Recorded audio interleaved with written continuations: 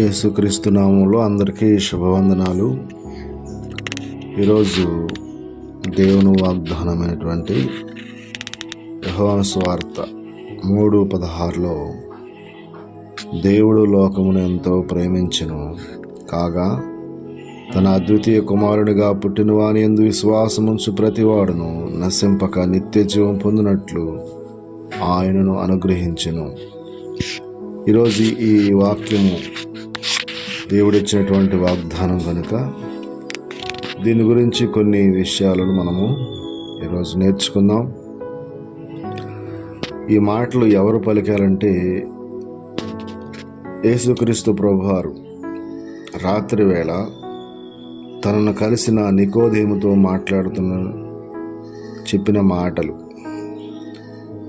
యేసు పునరుజ్జన్మ అవసరాన్ని బోధిస్తూ రక్షణకు మార్గాన్ని వివరించారు. ఈ వాక్యంలో ఉన్నటువంటి విషయాన్ని మనం పరిశీలనగా చూస్తే దేవుడు లోకమును ఎంతో ప్రేమించునని యేసయ్య చెప్తున్నాడు. ఆత్మరక్షణకు మూలం దేవుని ప్రేమ.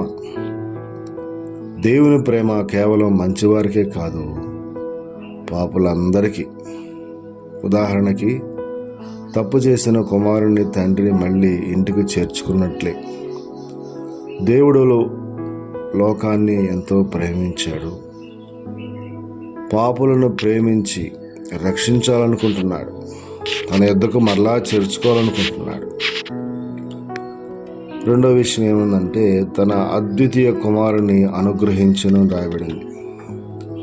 దేవుడు తన కుమారుడైన యేసును మన పాపాల కొరకు శిలువపై బలిగా ఇచ్చాడు. ఇది దేవుని ప్రేమకు గొప్ప సాక్ష్యం. ఈ బైబిల్ గ్రంథంలో రోమీయులకు రాసిన పత్రిక 5వ అధ్యాయం 8వ వచనంలో ఉంది. ఉదాహరణకి ఒక తండ్రి తన కుమారుణ్ణి ఇతరుల ప్రాణాల కోసం త్యాగం చేయటం ఎంత గొప్పదో అంతకంటే గొప్పది దేవుని ప్రేమ. మూడో విషయం రాయబడిందంటే ఆయన యందు విశ్వాసముంచు ప్రతివాడును. రక్షణ అనేది జాతి, ధనం, స్థానం వల్ల కాదు. యేసునందు విశ్వాసముంచిన ప్రతి ఒక్కరికి కూడా రక్షణ కలుగుతుంది. ఉదాహరణకి పాత నిబంధన గ్రంథంలో ఇత్తడి సర్పాన్ని చూసిన వారు బ్రతికినట్లు యేసును విశ్వాసంతో అంగీకరించిన వారే రక్షించబడతారు. నాలుగో విషయాన్ని మనం గమనించినట్లయితే పాపానికి ఫలితమే నిత్యనాశనం. యేసు ఆ శిక్ష నుండి మనల్ని రక్షిస్తాడు. ఆధారం రోమా పత్రిక 6వ అధ్యాయం 23వ వచనంలో పాపం వలన వచ్చు జీతము మరణం అని రాయబడింది. యేసు ప్రభువారు ఆ శిక్ష నుంచి మనల్ని రక్షిస్తాడు. ఐదో విషయం ఏం చూస్తామంటే నిత్య జీవం పొందినట్లు. నిత్య జీవం అంటే దేవునితో శాశ్వత సహవాసం. అది ఇప్పుడు ప్రారంభమై పరలోకంలో పరిపూర్ణమవుతుంది.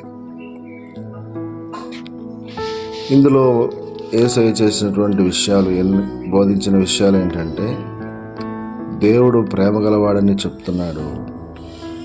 దేవుని గొప్ప బహుమానమే ఆయనని చెప్పారు. ఆత్మరక్షణ అనేది విశ్వాసం ద్వారా లభిస్తుంది. రక్షణ అనేది అందరికీ అందుబాటులో ఉందని చెప్తున్నారు. విశ్వాసులకు నిత్య జీవం వాగ్దానం చేయబడింది. దీన్ని మనం నమ్మాలి. జీవితంలో మన జీవితానికి ఇది అన్వయించుకోవాలండి. దేవుని ప్రేమను నమ్మాలి. యేసుక్రీస్తుని వ్యక్తిగతంగా రక్షకునిగా స్వీకరించాలి. ఇతరులతో కూడా ఈ సువార్తను పంచుకోవాలి. కృతజ్ఞతతో పరిశుద్ధమైన జీవితాన్ని గడపాలి. కనుక దేవుడు మాకు ఇచ్చినటువంటి ఈ వాగ్దానాన్ని మనం అంగీకరించి రక్షణ పొందుదాం. నేడే రక్షణ. ఇది అనుకూల సమయం. నీ పాపములన్నీ ఒప్పుకుని దేవుని ఎదుట క్షమాపణ వేడుము. ఆయన నిత్య జీవాన్ని అందిస్తారు. యేసుక్రీస్తు నామంలో నీవు ప్రార్థన చేసి, దేవా నాకు ఈ వాగ్దానాన్ని ఇచ్చినందుకు వందనాలు, ఈ వాగ్దానం నెరవేరటం కోసం నీ ప్రియకుమారుని సిలువలో అయా బలిగా ఇవ్వటానికి ఇష్టపడ్డావు తండ్రి, నీకు వందనాలని. నేను పాపిని గనుక నేను అలా చేసావు ప్రభా, నా పాపాలు క్షమించి నన్ను రక్షించయ్యా. మీరు చేసిన దాన్ని మేము నమ్ముచున్నాను, ఆ రక్తంలో నా పాపాలు కడగండియా అని ఎవరైతే ప్రార్థన చేస్తారో వారి పాపాలు దేవుడు క్షమించి పరిశుద్ధపరుస్తాడు.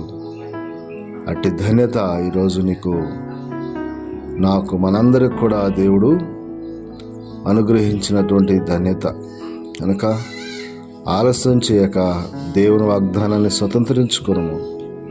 దేవుని మహాకృప మనకు తోడైండునుగాక. ఆమేన్. ఆమేన్.